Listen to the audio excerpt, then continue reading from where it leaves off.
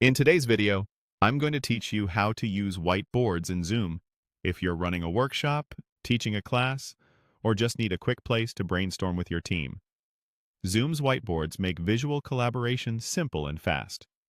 I'll walk you through getting one open, sharing it with others, and using the core tools to bring your ideas to life. First, open the whiteboard from the Zoom meeting toolbar at the bottom of your screen. Look for the whiteboard icon. If you don't see it right away, try expanding your Zoom window or checking that you're in a meeting where whiteboards are enabled. Once you click it, you'll be taken to the Whiteboard hub inside Zoom. Next, create your workspace by selecting New Whiteboard. This gives you a fresh, blank canvas that you can use during the meeting and return to later. It opens quickly, and you'll see a clean page with a toolbar full of drawing and layout options along the edge. Now share it so others can collaborate in real time. In the whiteboard window, copy the sharing link and send it to your participants in chat or however you usually share links. Before you share widely, glance at the access options near the link to make sure the right people can view or edit. This helps you control who can draw, type, or move items on the board. With access sorted, start using the tools.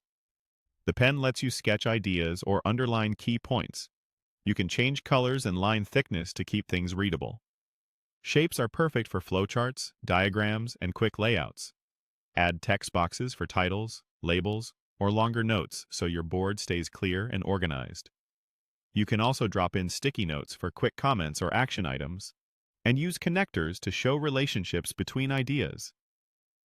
A few tips will keep everything running smoothly. Use different colors for different speakers or topics to make collaboration easy to follow. Zoom and pan across the canvas to give yourself more space as your ideas grow. Undo and redo are always there if you make a mistake, and the eraser helps you tidy up without starting over. If you need structure, try simple templates or consistent shapes and headings so the board remains easy to read at a glance. When you're done, remember that your whiteboard stays saved in Zoom, so you can come back to it later with the same link. That's all you need to confidently start using whiteboards in Zoom and turn any meeting into a visual, interactive session.